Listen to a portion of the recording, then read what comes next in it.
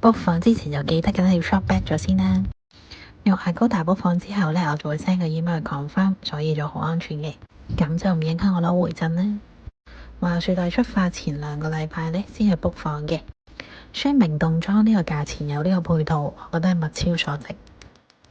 佢咖啡都係免費㗎，不過係齋啡嚟嘅。